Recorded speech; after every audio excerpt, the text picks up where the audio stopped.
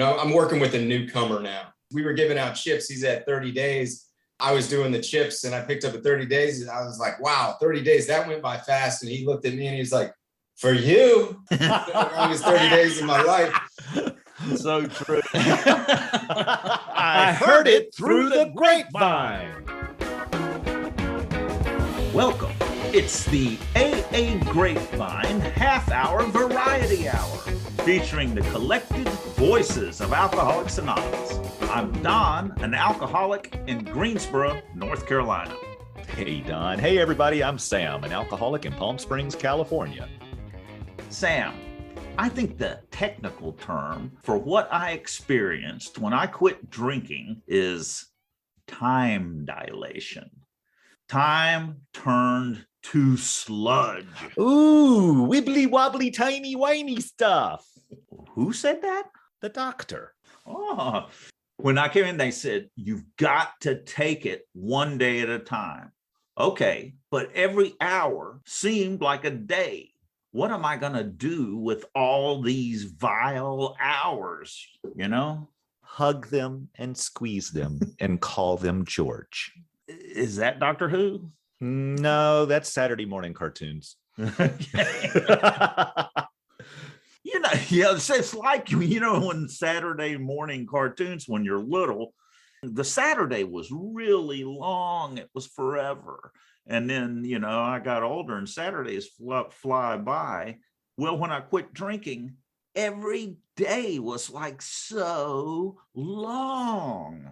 I hear you. And it wasn't just that I was craving. It was just, it seemed like time itself got longer. What do I do with me? When I was drinking, it was just kind of like, this is a great way to pass the time. And now when I got sober, I'm like, I don't know, where did all this time come from? I don't know what to do with all of this. Yeah. Now, one of the things that helped me immensely was getting a routine. It's like, go to work, come home, change clothes, go to a meeting. But then you threw in a holiday or a long weekend or something like that. And I'm like, now I don't know what to do with me. I've got even more time on my hands. Yeah. Well, time to go to more meetings. I mean, that really helped. Going to a meeting, it seemed like I could relax a lot better. But when I quit drinking, I didn't realize just how pervasive alcohol was in my thinking and in my schedule and in my being.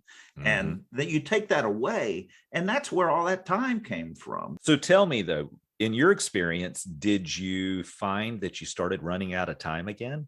After a while. Oh, yeah, it took a while, but my life filled up and it got full of stuff that wasn't alcohol, but life, I didn't have enough time anymore sometimes. That time dilation thing goes away after a while, but at first it's very real. Yeah, it is. It's kind of nice. I got a lot more time. I got a much cleaner house when I quit drinking. My house, I still need the threat of company coming over for it to get clean, but there's well, Don, today our interview will be with Scott R., and then we'll conclude with a blast from the past from 1948 as our co-founder Bill W. tells about the creation of Rule 62. Don, do you know what Rule 62 is? Oh, yeah. Shall we say ego deflation at depth? Perhaps with a depth charge. Well, if you don't know what Rule 62 is, you'll have to listen all the way to the end to find out. But first, let's meet Scott.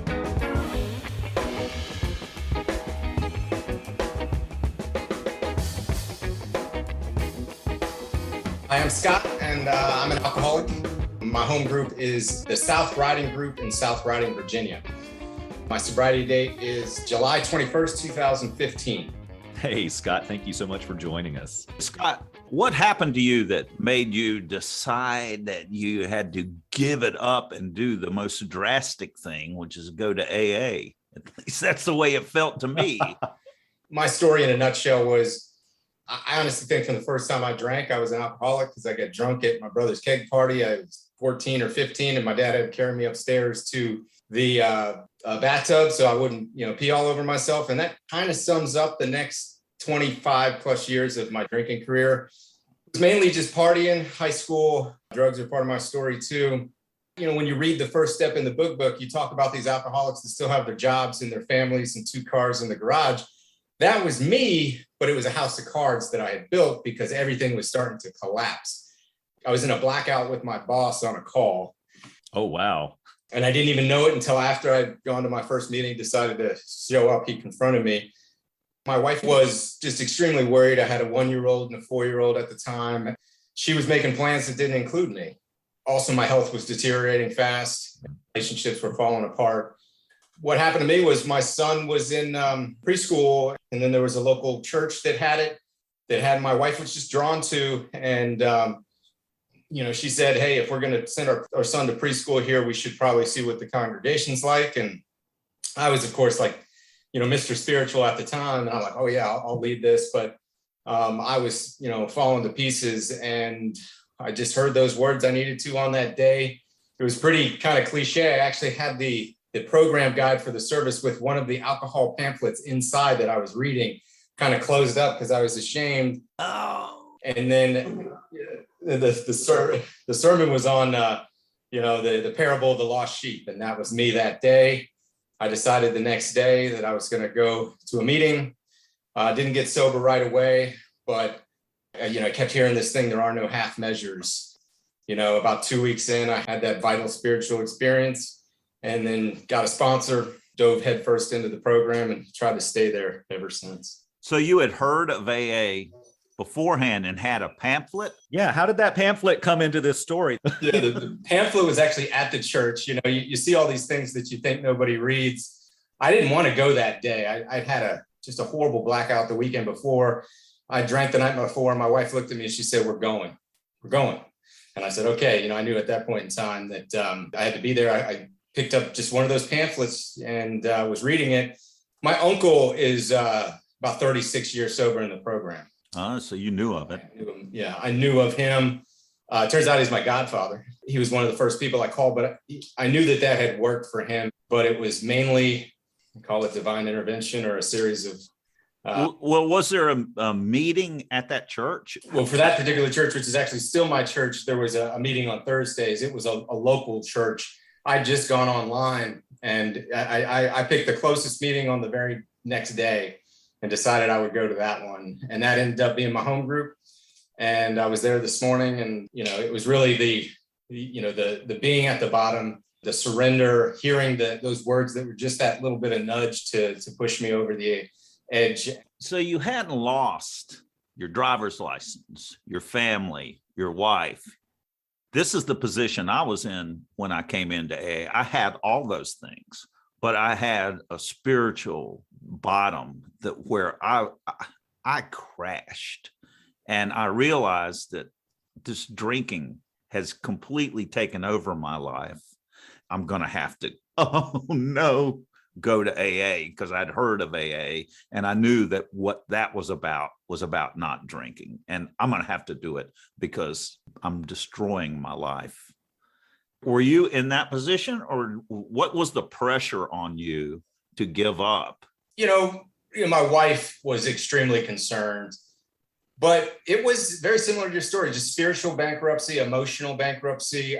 I'd been in a dark place for a while, but it was an isolated place. Like, even when I got sober and I was telling my family members about what I did, they said, we had no idea it was that bad. Mm. It was really me, and just sick and tired of being sick and tired and doing it for me, right? I didn't get an ultimatum. I basically, I remember a week or so before that, I got down on my hands and knees and just prayed. But when I prayed, I looked up, there was just this big black wall of impossibility. Maybe it was denial. I think I was in denial that there was a solution. I wasn't in denial that I was sick and, had become a person that never expected to be, didn't want to be, because I'd said I'd stopped drinking a couple of years before that. And when I said that, I had to take everything underground, right? Because when you set off the alarm bells, hey, I'm not drinking anymore. When you start drinking again, you had to take it underground. And then, the drug use was underground. And, a couple of years before that, I'd gone, what we call it, dry drunk, but I was still using drugs. And it came back, to the point in 2015 where it was just, I was doing anything and everything, and lying and stealing and, cheating. Not really cheating, but, cheating at life, I say, because I was living there was duality. There was Scott, who was drunk drinker thinking about it. And then there was this outwardly facing Scott that I tried to make sure everything looked like it was okay. And that is a lot of work to do. I mean, that really just wore me down. Yeah, it was exhausting. When I finally decided to get sober, there was this weight that was lifted off my shoulders and my wife's, because she didn't want to leave, but she was making plans, and she wasn't making plans to leave. She was making plans her life without me. It had gotten that bad that she felt like I was going to, she was going to come up on me and I wasn't going to be breathing, the obsession to drink was lifted, but it was only through just rigorous honesty, and did the 90 meetings in 90 days. And I was really proud of that. And I went to my sponsor and I said, hey, I did my 90 and 90. He said, okay, great. Now it's 365 and 365. How long do I have to go to a meeting every day? Until you want to go to a meeting every day. Yeah, I heard that recently. Is how long do you have to go, and tell you want to. So yeah, that's right. Hey folks, just a reminder that we'd love for you to call in with your Ask the Old Timer questions and recovery-related jokes. That number is 212-870-3418.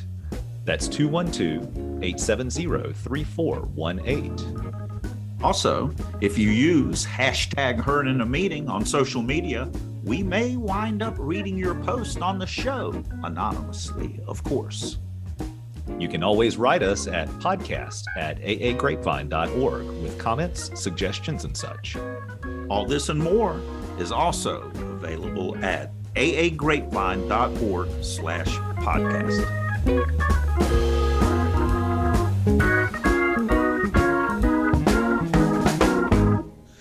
I don't know if you were joking or not, but you said you were spiritual before you got sober even. Did you have some idea of a higher power before you got sober, but it wasn't working for you? How did that tie into this? So the reason I say that is because it was really just being fake. Like I was raised Catholic, and then, I had a lot of family members that, had found Christianity, and, since I went to Sunday school and did all these things, that I thought I was Mr. Christian. And the reason I jest is because I had no idea what faith was until I actually had it. And it came in a series of sort of these, miniature spiritual experiences. And then, a couple very large, you talk about sort of the white light experiences. And I was one that had a series of those. Once you have that, you look back and say, I had nothing before. Right. I was trying to live, according to some guidelines, and trying to pretend that I had faith, the faith that works in every condition. And, I feel like I have that now. And just comparing what I have now to what I had before is like, apples and oranges. Yeah. It amused me. You're talking about teaching Sunday school, drinking, and being part of the church and all. I did that. And I remember one Sunday morning, I had all these little toddlers. And my son was 5 years old at the time. When I quit drinking, he was 6. So I was getting towards the end, but had this Sunday school class, all these little kids, 5 years old, gathered all around me, Mr. Moore, Mr. Moore. And I was like going, oh, because I'd broken out in a cold sweat of a hangover with waves of nausea and ice cold sweat on my brow. And I'm like going, okay, children, be calm. And I was such a fraud. I should have been in the emergency room getting some kind of treatment for my alcoholism. But instead, here I am teaching Sunday school. Yeah. You talk about that duality. It's, that, and you talk about how exhausting it was. I think a lot about, it's probably stinking thinking, but about if I had continued on the path I was on, where would I be today? My wife, and I love her to death, she has these small little things she said to me that just stick with me. One of them was, because I said, I'd probably be dead. And she said, well, I don't know if you'd be dead, but things would be a lot different.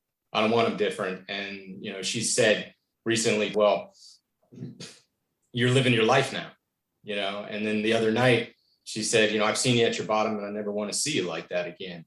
That's when I get these little 3 to 5 words that she says means everything to my sobriety. And my gratitude in action of just being part of a family and a fellowship. We talked this morning, our meeting, I led on friendship, and the friends that I used to have to the friends that I have in the program today, knowing what it's like to be a friend and meeting somebody halfway, as well as being able to have people that you're not just having these surface level conversations with. It's deep, it's spiritual, it's recovery based. It's not, hey, how you doing? Pass me another drink. Yeah, deep and meaningful friendships are a huge part of my recovery now. And when I look at my friend circle today, almost every one of my friends is in recovery. We're on a similar path, and it just makes it so easy to relate. There are people in my life who are not in recovery, who don't need it, who seem to have been given that manual for living. Here's the instruction manual that I didn't get. I didn't get it either. So, I had to learn it in Alcoholics Anonymous, but those non-alcoholic people are rare. So yeah, you hear that a lot, that everybody needs some kind of program. Humans Anonymous. Yeah. Those people that we talk to that don't get it, we have to ask ourselves and understand that they don't have a program. Scott, what is one of those steps, those 12 steps that seemed like a crazy thing to do, too much to ask? And once you did it, had an experience that changed your mind about how it works? Yeah, for me, it was the 9th step. Made direct amends to such people wherever possible, except when to do so would injure them or others. When I got sober, I wanted to do that day one of my sobriety. Like, I wanted to go shout at the rooftops and tell everyone how sorry I was, and then I was sober. Luckily, my sponsor was like, well, they've got the steps in order for a reason, so let's work them that way. But I got to step 9, and I found myself unwilling to make those amends. And unwilling in the, what call it, nerves and anxiety. Fear, right? Something that seemed like the first thing I wanted to do when I got there was that amends. And it wasn't an easy process. It wasn't like this comforting. And a lot of them weren't these sort of watershed moments that I was expecting where we hug it out. Some of them were downright awkward. And some were, oh, well, you did nothing wrong, and a misunderstanding. And some were people that did not want to see me get sober because we'd done a lot of, ripping and running together. Mm-hmm.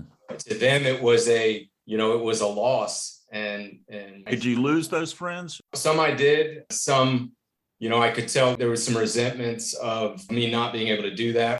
He actually invited me to Vegas to relive his bachelor party recently. And you can tell there's just a lack of understanding there. I found that it was like the friends that I had where it was really based on drinking, those were the ones that fell away. But if there was something else, it was surprising too, which of my friends it wasn't all based on drinking. Mm-hmm. I think it was those that maybe had a similar affliction, didn't want to look in the mirror. Mm-hmm. Pretty uncomfortable, right? Threatening. Yeah, threatening. And then those that maybe they didn't have that affliction, but they enjoyed the party, Scott. Like, that was the person they'd come to know. Mm-hmm. So what was it in the 9th step that changed for you? What changed for me was that there are different ways to make an amends. I thought everything was an apology when I first started, right?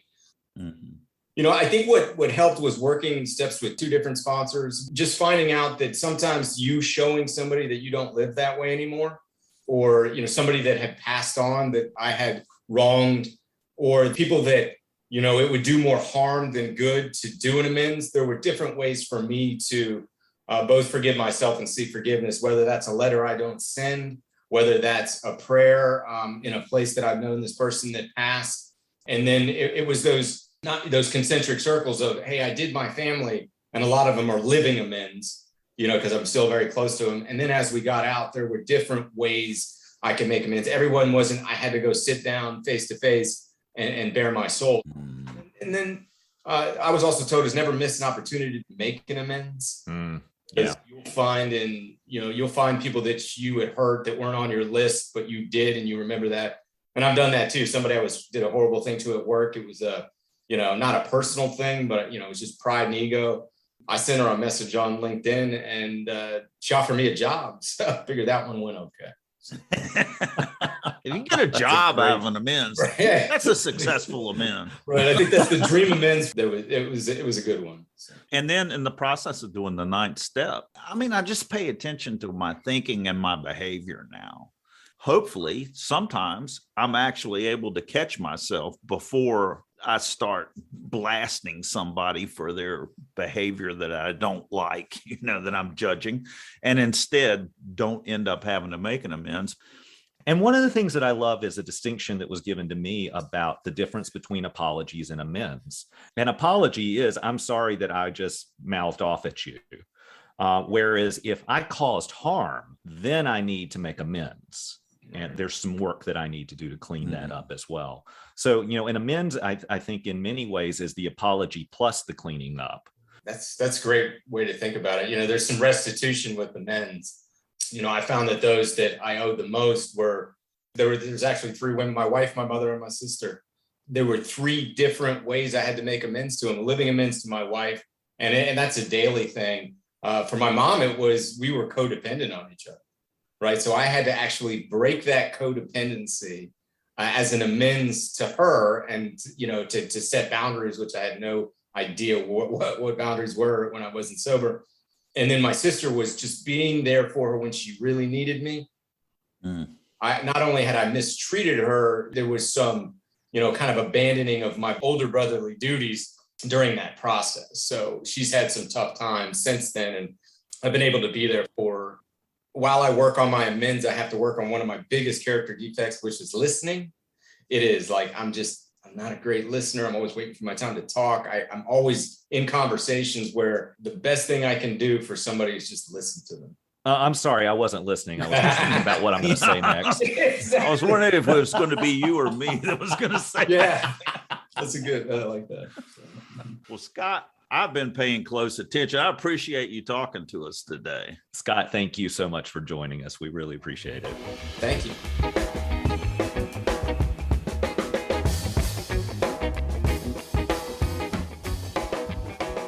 Blast from the past. I must tell you the story of a group who went in for combined research, education, rehabilitation, and doing good.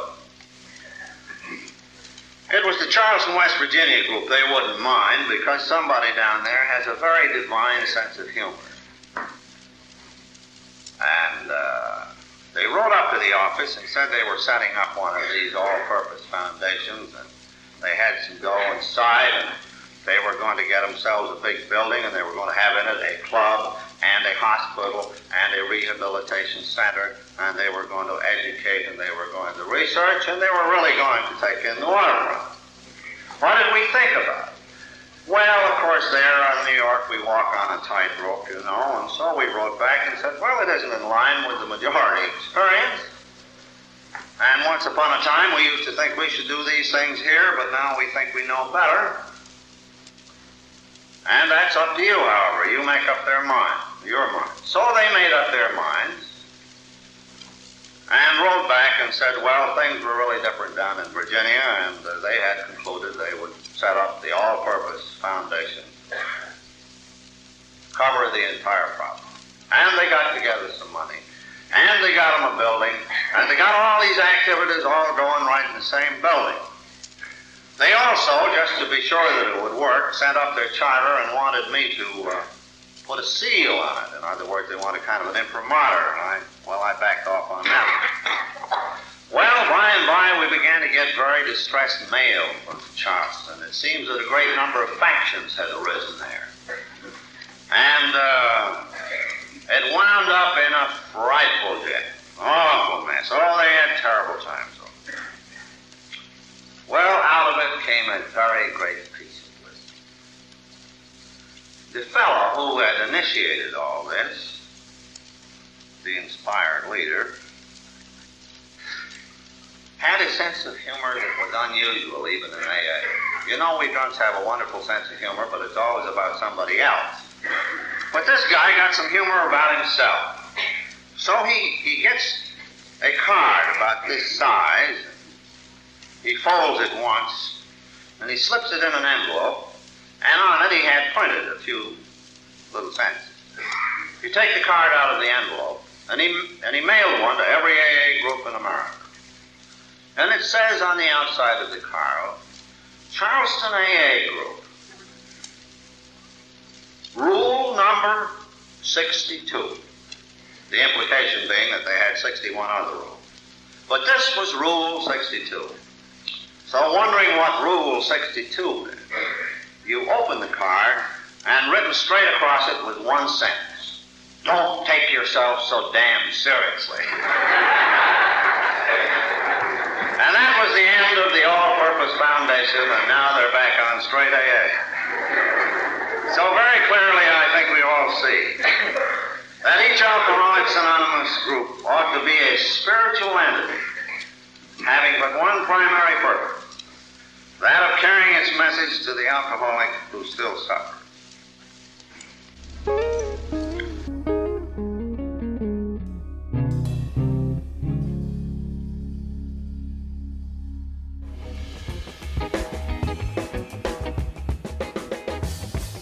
I'm at the very wit's end. Cuckoo. How much would you spend on a good bottle of wine? Say about 10 minutes.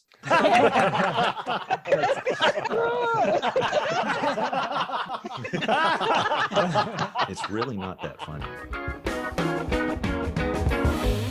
Thanks for joining us. The AA Grapevine Half-Hour Variety Hour is posted every Monday and is produced by AA Grapevine, Inc. We don't speak for AA as a whole. We share the experience, strength, and hope of members to help others recover from alcoholism. Podcast info, including how to call in, is at aagrapevine.org/podcast. Find AA Grapevine on Instagram and the AA Grapevine channel on YouTube. All things Grapevine are available at aagrapevine.org. If you want to know more about AA, Google Alcoholics Anonymous and your city or visit aa.org.